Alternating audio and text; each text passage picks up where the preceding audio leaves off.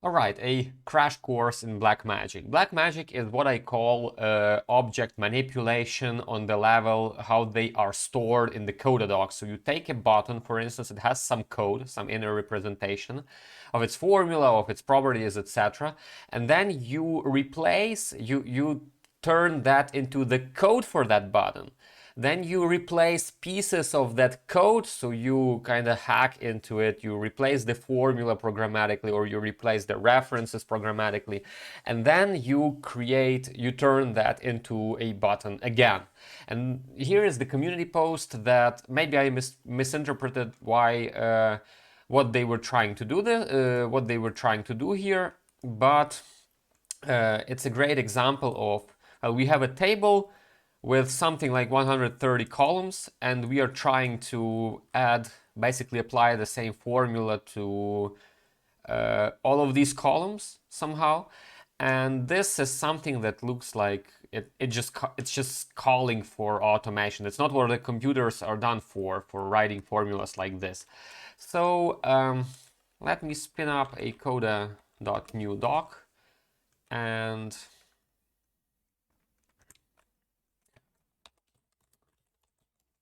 let's make a table of, so it's a data table, and let's say we have some like row. Let me make this larger with indices, and this is our value, which is gonna be random, right? So we'll just make it a random one, doesn't matter. And let's say we have not 130, but let's 20 rows is enough.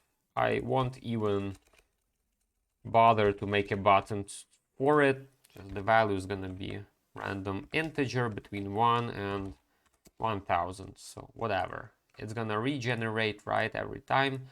But that is fine, or not. Anyway, yeah, it regenerates. Let me just calculate this once, because this will bother me a lot. So 20 blank rows, and we are done here. Now we have a new table, transposed table, and we need to create entries, or we actually have column 1, column 2, column 3, 4, and again, I will not bother to somehow make it the smarter way. Just add columns like this, and let's have our name.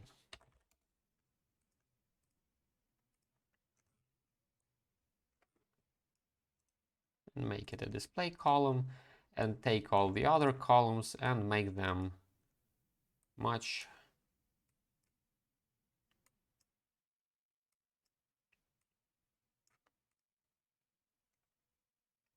and well, doesn't matter what type it is. So we need to transpose this data into that data. And of course, we could write formulas, so we need to make a button, right? Any sort of button would work. And what a person would do, they would do in a transpose table, add row, column 1, it's gonna be like data filter value, or data value and 1, and column 2 and column 3 and 4 and so on and so forth. And of course, it's a lot of manual work. As I said, computers were not built to make that manual work for us. So if we could somehow create this formula, so there were a few tricks previously with how to quickly create such formulas. And one thing that I suggested was a regular expression-based solution, where you would just construct the formula that insert it into a button. But this time we are looking at the Blackmagic. And Blackmagic, we take the button, we change its code, and we make it back into a clickable button. And for that, we need another table, because it cannot be just a button on its own. It has to be a button that's placed in some table. So we create a table, like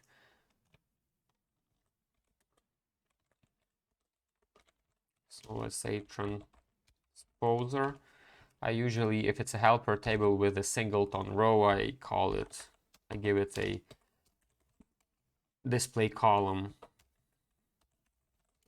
just because that's not necessary for our today's lesson, but that's just what I do.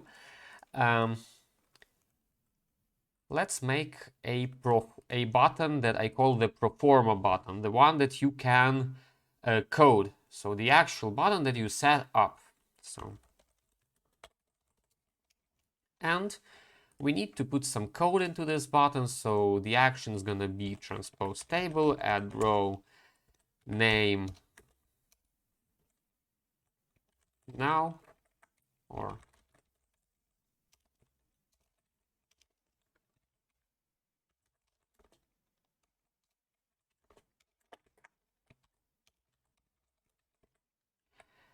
and our column 1,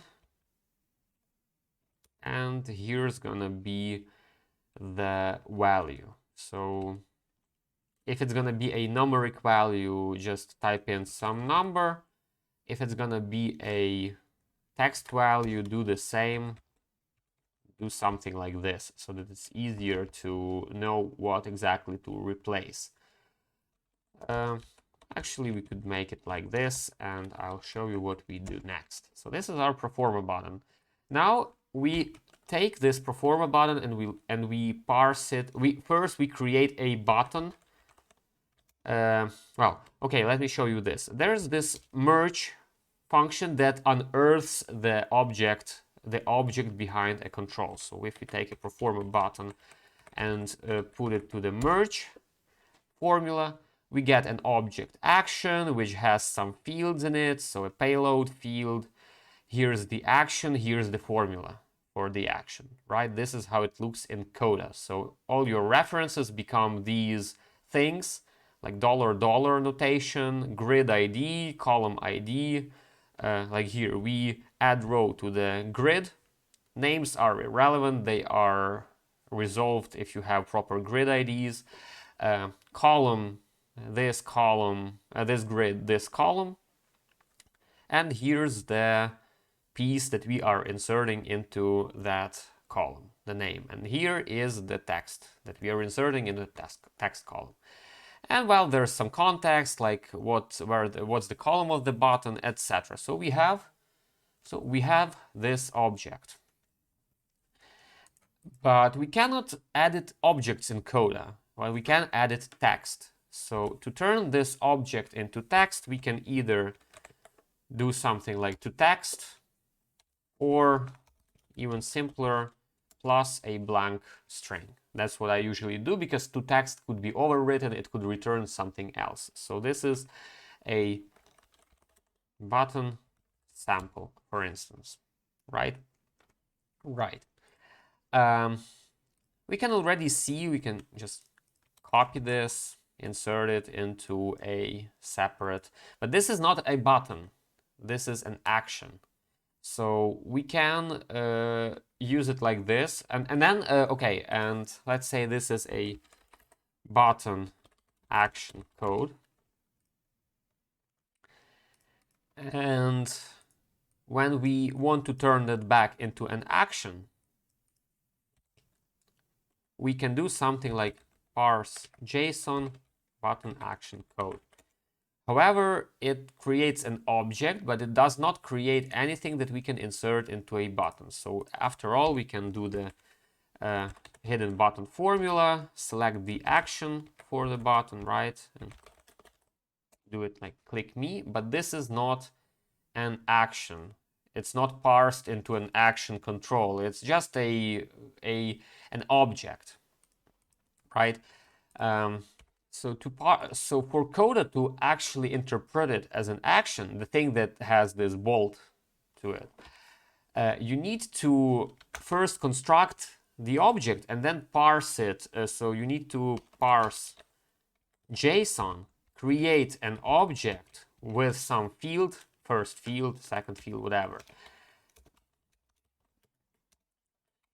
So this is our key, and this is our button action code. Actually, plus the closing bracket. And only now Coda will parse this into an object, and all the internal values it will parse into control objects. So it will create control objects out of the internal fields. It will not create a control object on the outer level, but it will create objects on the inner level. So for instance, now we can do something like column 5. Well, it doesn't let us do that, but we can use another hidden formula, deref object, to take the object at path O. Well, no.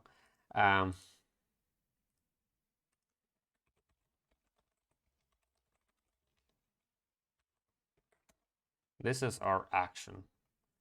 And we just supply this action here. And this button would do just that, right? So this button, we take the proforma button. So let's say it's like, yeah, it created the import. We make the code out of that button. We take the code out of that button. We parse it back into a constructed action. Actually, what may also work is that if we try to parse the full object, but then we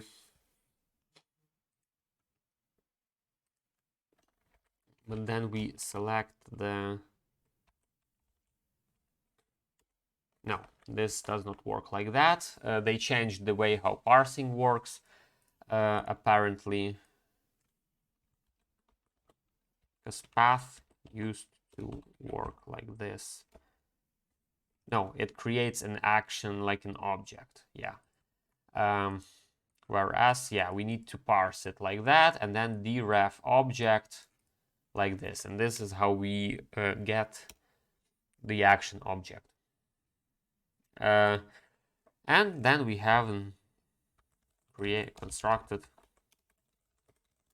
button. Okay, let's put it to work. So we have our button action code, but actually this is our button action template, and let's duplicate it as constructed action code, and the constructed action is gonna be an action that's constructed of constructed action code. And well, this is blank now. We could actually get rid of this column here and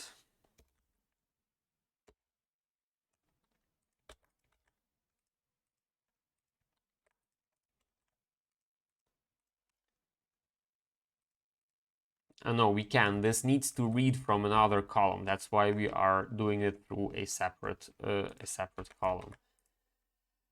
And how do we construct this action code? So, okay, we need to add in this place where we are inserting this thing.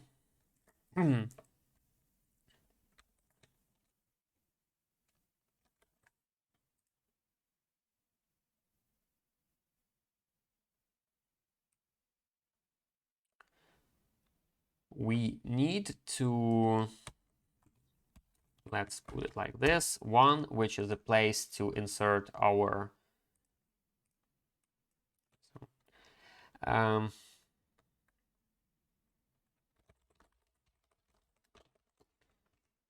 we are gonna insert code here. So for 20 columns, we're gonna insert everything about those 20 columns in here. And Of course, we will have to do something like put a comma in there. And the code for this is gonna be just that. So we put a comma and then maybe a new line and then grid this. Column is gonna be our argument 1 and value is gonna be our argument 2, right?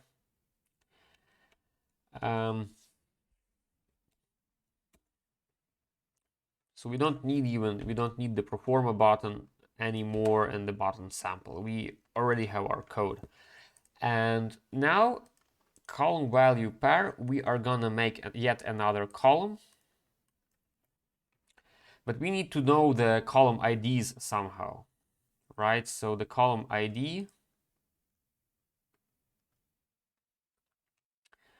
you could get each of them like this from the right click and the copy column ID. But again, for 20 or 130 columns, that I don't think it's a good idea to do that. We can try and find the column IDs from the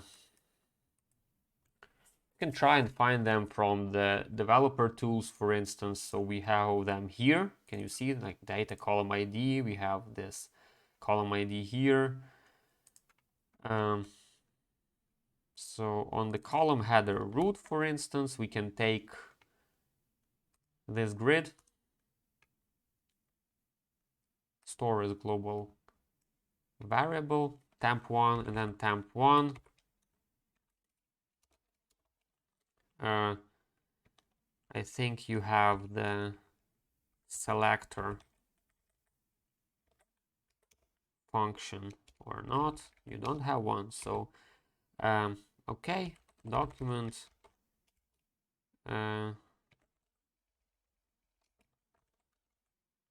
query selector all. We put a CSS selector which says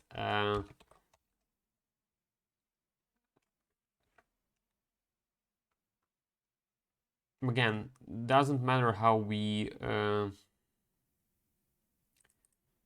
so it's gonna be a column header root class of column header root with data column ID that has something that has the data column ID property. So here's our node list.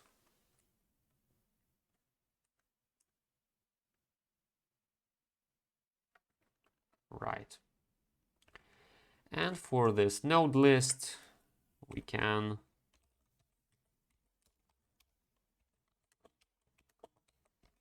read the property of data column. Wondering if that's gonna work actually. Nope.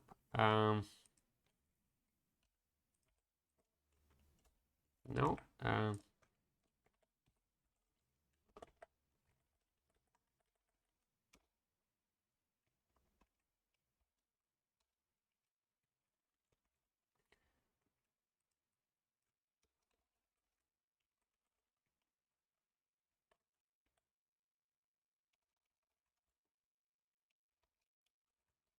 It's been a while since I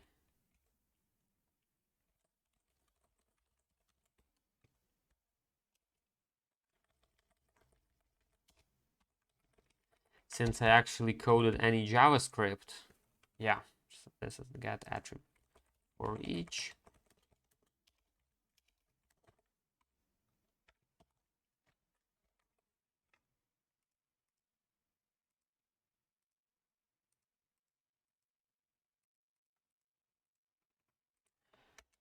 Huh.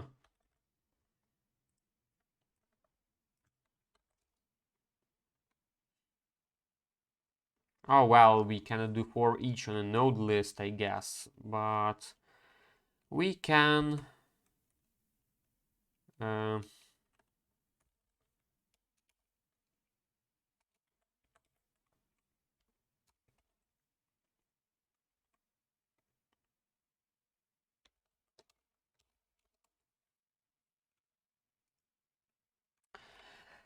Oh, we can read these. I'm quite sure we can read these somehow.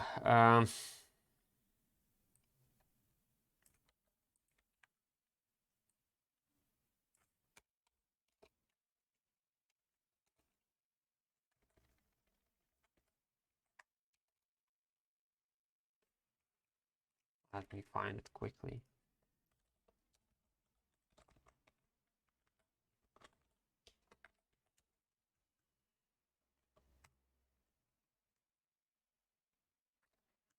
Oh, yeah. Mm.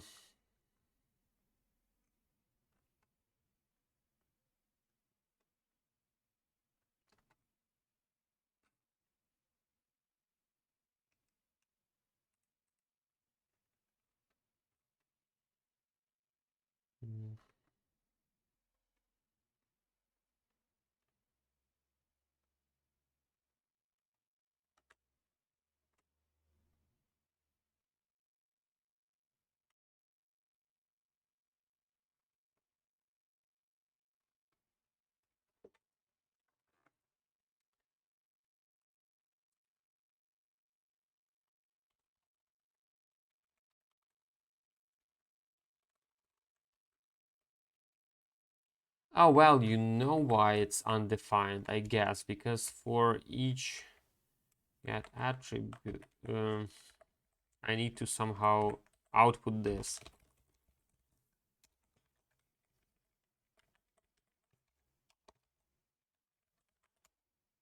Well, now we are talking. So we have our, actually not even like that. We have,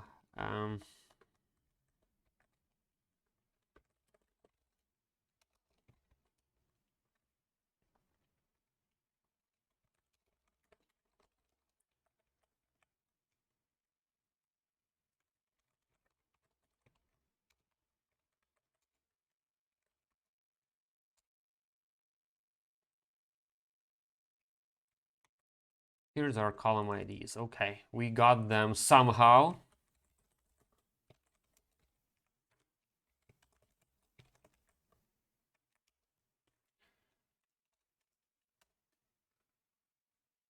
And now we can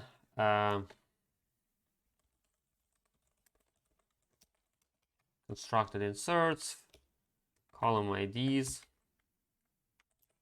actually no, sequence from 1 to 20 for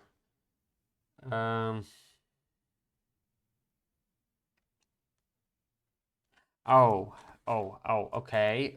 No, we messed up with the proforma button. So we need to read a value from the data, not just insert the data. So the action is gonna be transpose table, add row, name, format,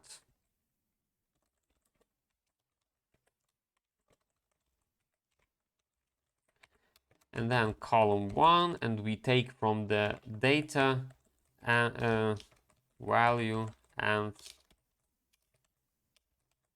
1, right? And this inserts the first value from the data table. And now we inspect the action.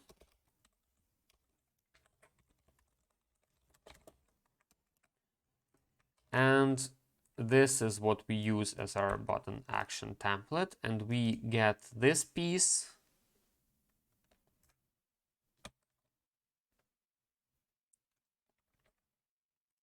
Actually, without the last bracket. Replace it with a marker where we will insert our code.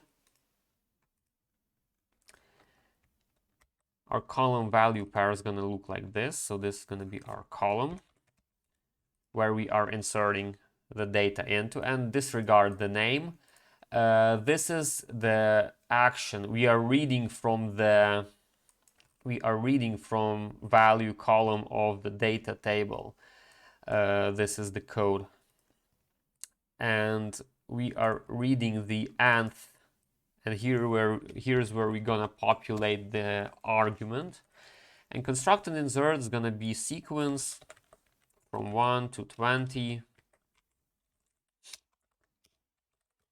formula map, format,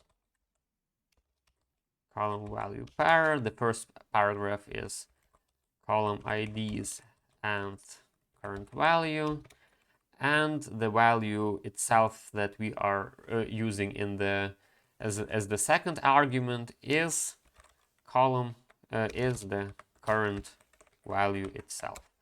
And this is our constructed insert. So what's that's left is that in the constructed action code, we take format of our button action template and the constructed inserts, concatenate, and we created our formula that uses different column IDs and nth1, nth2, and 3, and 4, etc. So wait, 1, 2, it's 2, 3, 4. Somehow it decided to go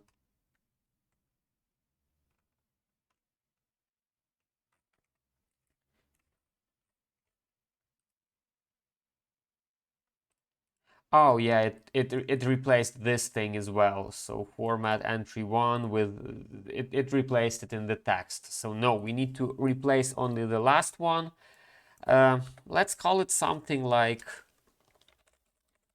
replace me, and instead of using a format, let's do the substitute text search for replace me and replace with that code. And here is the code, and we construct an action, and let's see it in action. So we delete everything and we click the button, and something is not working properly.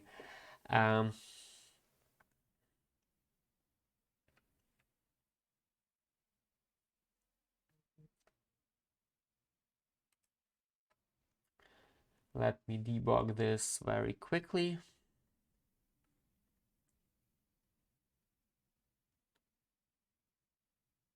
So we add a, what was the error now? Add row arguments.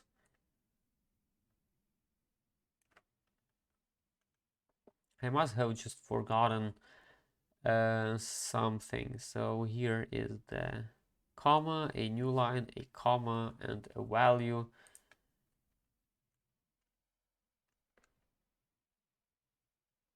And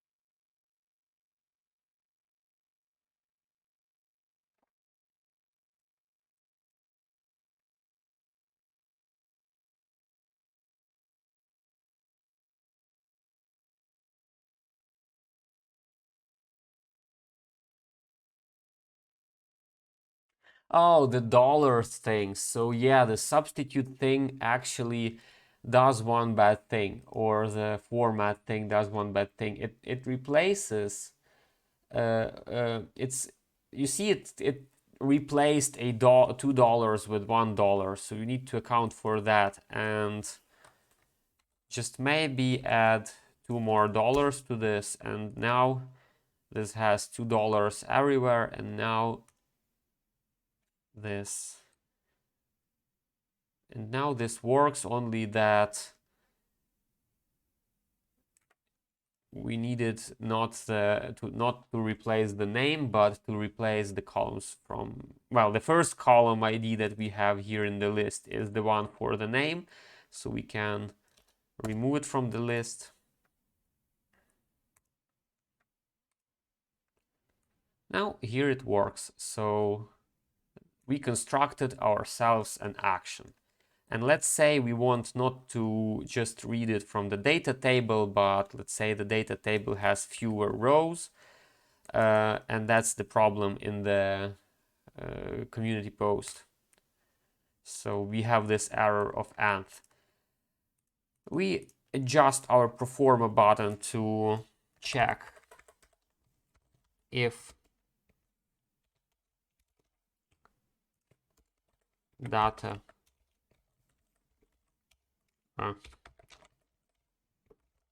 count is more than is less or equals than 1, then this, otherwise a blank value. And this is our code. And from this code,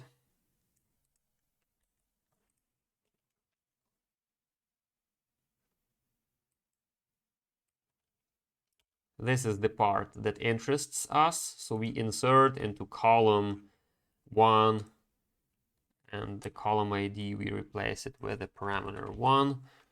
We insert the result of this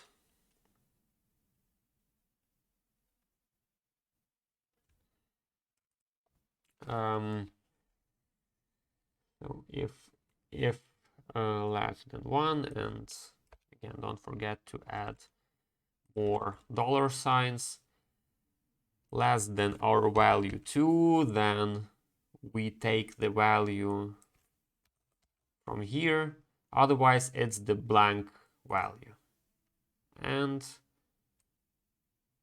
we are still interested in this closing bracket because it's the one for the if.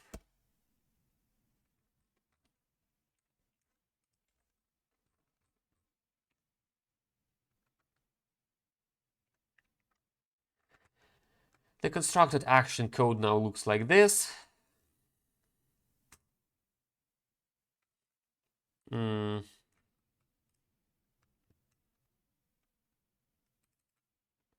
Yeah, apparently we forgot one parenthesis because we had one for if, and then we need one for the what? For the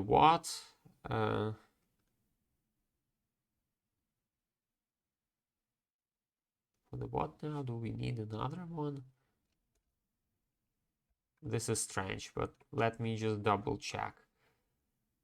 So this parenthesis is for the add row. This one is for the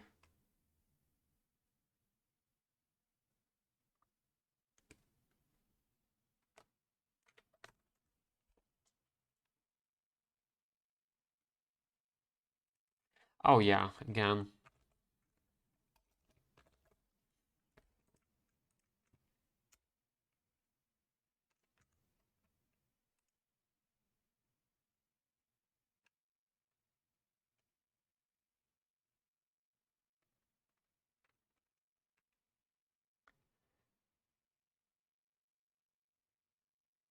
Oh, not less or equal, but if the count is more or equal, yeah.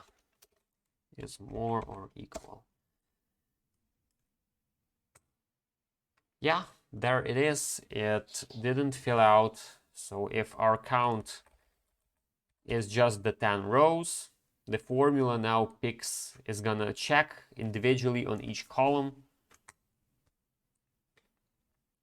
and only populate the first 10 columns. Yeah, it's a bit of work to set this up, but then you can more flexibly make changes and you can basically, generate yourself a code for the formula and then turn it back into a button. And if you want it to look nicely, you can concatenate it to a blank paragraph and it will get in line, not as a control object wrapped in some padding, but it will get in the line.